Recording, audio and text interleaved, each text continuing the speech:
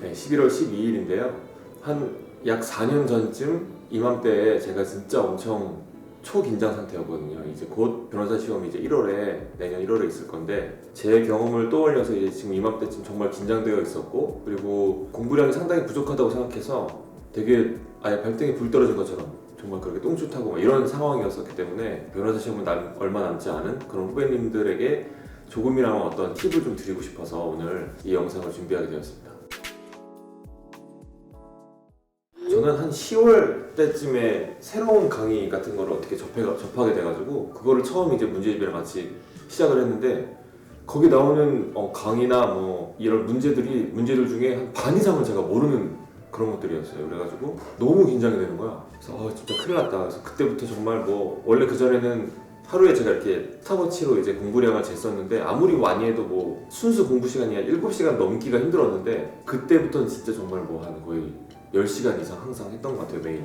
그리고 제가 그때 딱 변시 볼 때가 2015년에 공부하고 16년 1월에 봤는데, 그때 그 사법시험 페이지 문제가 막 이렇게 불거졌던 때였어요. 사법시험 페이지를 좀 유예한다 이런 얘기가 나와서 로스쿨생들이 되게 많이 반발을 좀 많이 하면서 로스쿨 회장들이 막 삭발하고 막 집회 나가서 뭐 집회하고 되게 어수선한 상황이어서 마지막 그 한 10월, 11월, 12월 이때 집중을 잘 못하는 그런 시기가 많았었어요. 그래가지고 더 많이 긴장을 했었던 것 같은데, 그래서 딱 이제 변시를 딱 보러 아침에 딱 가는데 와 진짜 이제 그 양이 만약에 100이라고 하면 저는 50도 안 한 것 같은 거야. 모르는 게 더 많다 이렇게 생각하고 들어가게 돼서 진짜 긴장을 많이 했었는데, 나중에 듣고 보니까 모든 사람이 다 모르는 게 더 많다 이런 식으로 들어가는 사람들이 반 이상이 되더라고. 뭐 지금 현재 분명히 내가 아무것도 모르는 것 같고 공부 하나도 안 한 것 같고 본인만 그런 게 아니고 다 그런 걸 거예요. 너무 걱정 안 하셔도 되고.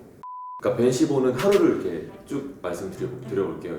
먼저 이 영상을 보시면서 나도 변시를 볼 때 이렇게 스케줄이 돌아가겠구나 이렇게 생각하시면 돼요. 처음에 이제 아침에 일어나면 한 6, 7시쯤 일어나요. 그래서 이제 학교로 가서 공부를 좀 하다가 한 9시쯤 이제 시험장으로 이동을 해서 10시쯤부터 시작을 해서 한 1시간 좀 넘게, 민법은 한 2시간 정도 그렇게 객관식 시험을 보고, 그 다음에 점심을 먹고 1시 반부터 한 2시간 정도 또 사례형 시험을 보고, 그 다음에 또 1시간 정도 쉬었다가 한 저녁 때부터 한 2시간 또 한 기록형 시험을 또 가요. 그렇게 해서 다 끝나면 한 7시 밤이 되는 그런 이제 일정이고, 사례형 뭐 다 아시겠지만 말 그대로 이제 한두 문단 정도, 이런 한 페이지 정도의 문제를 사례로 이렇게 쭉 설명해주고 거기에 대해서 꼭지 문제들이 여러 개가 나오는 그런 문제고, 중간식으로 쓰는 문제고, 기록형은 실제 사건하고 되게 비슷한 기록을 딱 주고 그 기록을 보고 나서 이제 또 비슷한 뉘앙스의 문제들이 나오면 거기에 대해서 주관식으로 푸는 그런 문제들이었는데, 어쨌든 그렇게 다 보면 이제 7시가 넘어. 그럼 와서 이제 저녁 먹고 그 다음날 걸 이제 공부를 해야 되는데, 저는 이제 월요일, 화요일, 그리고 수요일 쉬고 목요일, 금요일 이렇게 보는 일정이었는데 4일간 그 다음날 걸 공부를 해야 되는데 너무 피곤하고 힘들기 때문에 눈에 안 들어와. 이게 머리에도 안 들어오고 막 집중이 안 되고 막 계속 그 왜 머리에 연기가 끼는 것 같은 그런 느낌이 들면서 되게 힘들거든요. 그러니까 그게 중요할 것 같아요. 자기가 되게 익숙하게 잘 볼 수 있는 책 같은 거, 만약에 어떤 다음날 거를 만약에 민법이라 그러면 내가 이 책은 정말 많이 보고 익숙하기 때문에 정말 빠르게 처음부터 끝까지 확 볼 수 있는 그런 책을 하나 만들어 놔서 그거를 아무리 피곤해도 머리에 복귀하면서 볼 수 있는 그런 책들을 준비해 놓는 게 전 되게 전날 효율을 높이는데 중요할 것 같고, 잠이 또 그렇게 안 와요. 왜냐면 되게 긴장되니까. 그 다음날 너무 긴장되잖아. 잠이 안 와서 저는 한 9시부터 불 끄고 누워 있었거든요. 그래서 한 2시간 정도 뒤척이다가 잠들고 그랬는데, 하여튼 그래서 제일 중요한 게 공부는 누구나 열심히 하기 때문에 체력이랑 건강, 이게 되게 중요해요. 그게 되게 또 당락에 큰 영향을 미치기 때문에 그 체력이 안 딸려서 막 글씨 쓰는데 손 떨리고 막 끝까지 못 쓰고 이런 사람도 많고 별 일이 다 있어요. 또 특이한 일이 있었는데, 동기였던 누나였는데 그분은 진짜 너무 안타까워. 되게 공부 잘하셨던 분인데 시험 이제 객관식 시험을 보는데 마킹 하잖아요. 마킹할 때 종이치고 걷잖아요. 무조건 내야 돼. 한두 번 주의를 주는데 계속 그거를 다 마킹 못했다고 주의 옆에서 주고 있는데 그냥 계속 마킹을 하잖아요. 그분이 그랬다가 그걸 그냥 0점 처리가 됐어. 답안지를 내지를 못해서. 근데 답안지를 그냥 거기서 무효 처리해서 0점 처리가 되는 바람에 그해 그분이 안 됐죠, 시험이. 예를 들어서 그냥 그분이 거기까지만 마킹하고 냈으면 됐을 수도 있잖아요. 1년 더 안 해도 되는 거였는데. 그러니까 그렇게 규칙 같은 것도 잘 지키셔야 되고, 저만의 꿀팁이라고 해야 되나? 제가 물론 4년 정도나 되는 과거형이지만 그래도 제가 생각했을 때 꿀팁이라고 할 수 있는 걸 말씀드려 볼게요. 저는 일단 객관식이 있고 크게 사례형, 기록형에서 서술형이 있잖아요. 혹자는 객관식도 중요하다, 객관식 점수가 높아야 뭐 된다 이런 얘기를 많이 하셨는데 저는 좀 개인적으로 서술형이 훨씬 중요하다고 생각해요. 왜냐면 서술형의 점수가 훨씬 폭이 커요. 요건 효과만 잘 써도 점수가 높게 나오기 때문에 훨씬 더 변별력을 이렇게 나눌 수 있는 파트는 제가 볼 때 서술형인 것 같고, 왜냐면 제가 5회 변식을 봤는데 그때 93개인가 아무튼 그게 평균이었던 걸로 기억해요. 93, 4개? 요 정도 사이였는데 제가 딱 93개였거든요. 94개인가? 하여튼 그 정도를 맞았었기 때문에. 근데 저는 로스쿨 3년 다니면서 사례형이나 서술형이 훨씬 더 자신이 있었었고, 예를 들어서 객관식만 평균이고 또 서술형도 평균이면 좀 왔다 갔다 불안하잖아요. 근데 변식 그 성적이 공개가 됐을 때 사례형, 기록형 점수가 좀 높아서 좀 이렇게 안정권으로 붙었었거든요. 그러니까 그게 서술형이 훨씬 변별력을 높일 수 있는, 좀 더 많이 더 연습을 더 많이 하시고 그렇게 하셨으면 좋겠어요. 변식 기출은 기본으로 보셔야 되겠고, 민법만을 예를 좀 들면 제가 봤던 책이 이제 책 제목 뭐 홍보하는 건 아니지만 기출문제 분석의 종결인가? 기출문제 분석의 종결. 김동진 강사가 그 했던 이런 두꺼운 책이 있어요. 아마 지금은 더 두꺼워졌겠지. 변식 기출까지 들어갔으니까. 사시 기출이 제일 많이 들어가 있는 책이에요. 그거를 봤었는데 그게 어떻게 돼 있냐면 지문만 이렇게 돼 있는 게 아니에요. OX가 돼 있는 게 아니고 그냥 그 문제가 통으로 박혀 있어요. 그래서 문제를 직접 풀어보는 거야. 그래서 사람들이 봤을 때 그냥 이렇게 어떤 거는 OX 기출 문제집 이렇게 돼 있어서 지문이 있고 OX만 보고 그렇게 공부하는 사람들 많잖아요. 근데 그거를 만약에 그렇게만 공부했다가 그냥 문제로 적용시키면 문제를 또 못 푸는 사람들 많아.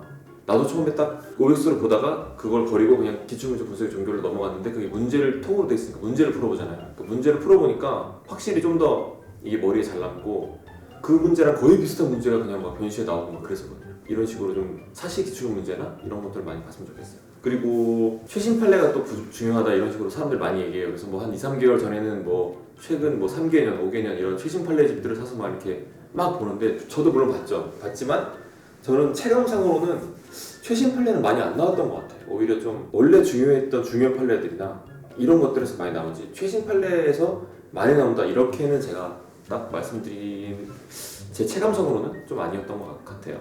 그래서 제가 볼 때는 예를 들어서 정말 나 진짜 발등에 불 떨어졌다, 정말 나 공부량이 너무 부족한 것 같아, 그러신 분들은 최신 판례를 살짝 내려놓고 뭐 사법시험 기출문제라든지 아니면 원래 중요했던 중요 판례라든지 그런 것들을 먼저 보는 거를 조금 더 저는 추천을 해드리고 싶어요. 제가 실제 경험했던 건데, 보기 들어가기 직전에 쉬는 시간이 이제 있을 때 그때 이제 제가 봤던 책이 뭐냐면 최근 10년 동안 사법시험 기출문제, 그거를 쉬는 시간에 정말 이렇게 막 봤어요. 막 머리에 막 눈에 박는 거지.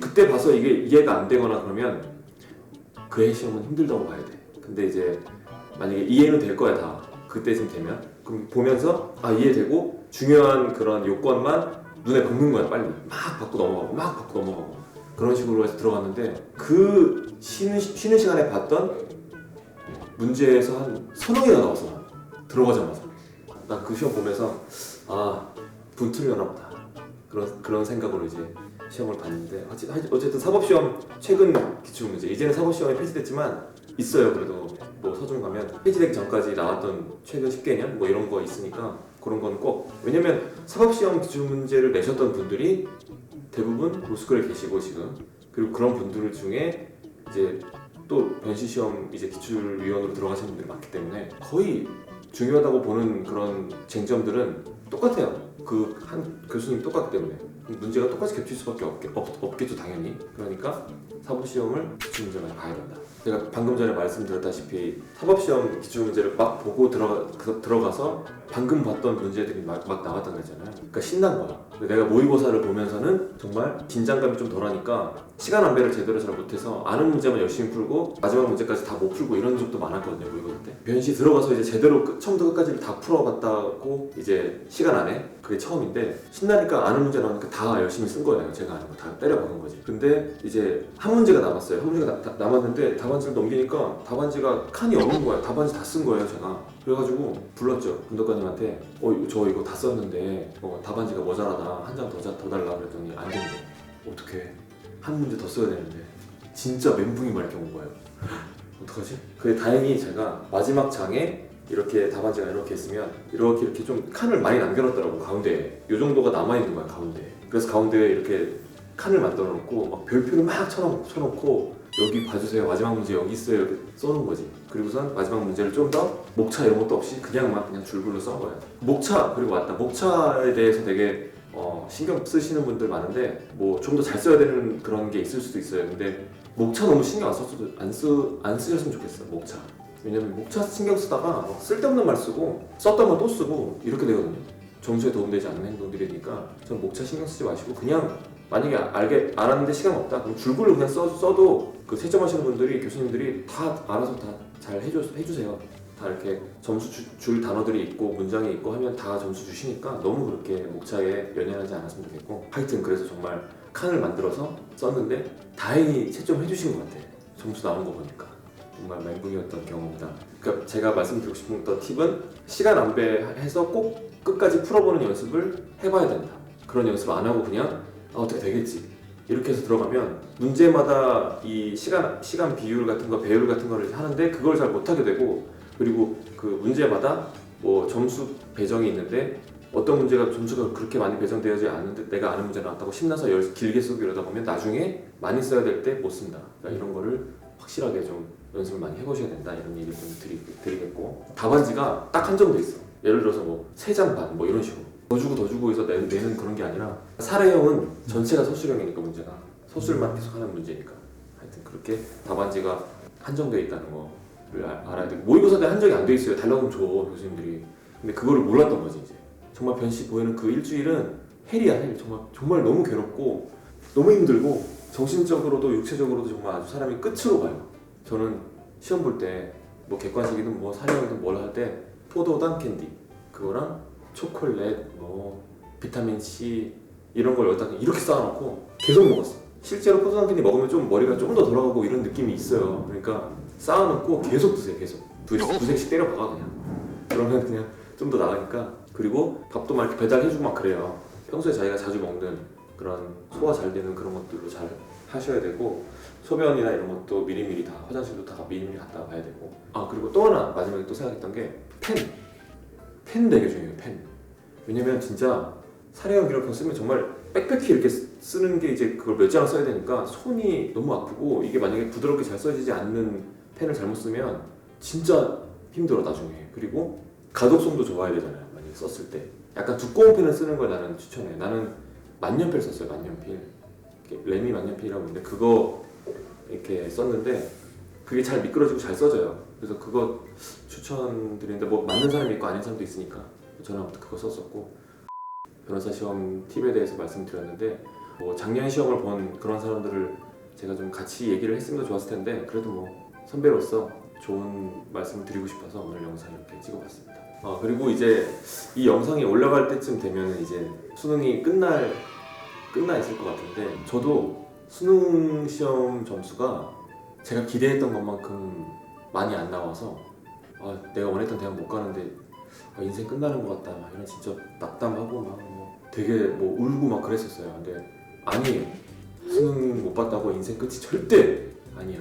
재수해도 되고 물론 전 재수해서 망해서 멀었지만 재수해도 되고 삼수해도 되고 아니면 그냥 원했던 대학 못 가도 물론 그 당시에는 살짝 실망감이 있을 수 있고 부모님한테 좀 죄송스럽고 여러 가지 있겠지만 그래도 인생 전체로 봤을 때는 수능 한번 못 봤다고 인생이 끝나거나 그런 거 절대 아니니까 얼마든지 기회는 여러 가지로 많고 잘 될 수 있는 길은 여러 가지도 있고 그렇기 때문에 너무 낙담하지 않으셨으면 좋겠고 잘 보신 분들은 잘 보신 만큼 그냥 기뻐하시면 되고 혹시 못 보시더라도 그래 내가 이게 길이 아닐 수도 있고 공부 꼭 잘해서 대학 잘 가야만 인생 성공하는 거 절대 아니에요. 그러니까 절대 낙담하지 마시고 힘내시고 일단 끝났으니까 재밌게 노시고 친구분들이랑 영화도 몰아보고 미드도 보고 드라마도 보고 연애도 좀 하시고 성인 되시면 술도 좀 마시고 그렇게 즐겁게 지내셨으면 좋겠어요. 수험생 여러분들 고생 정말 많으셨고 이제 다 잊고 이제 즐기시길 바랍니다.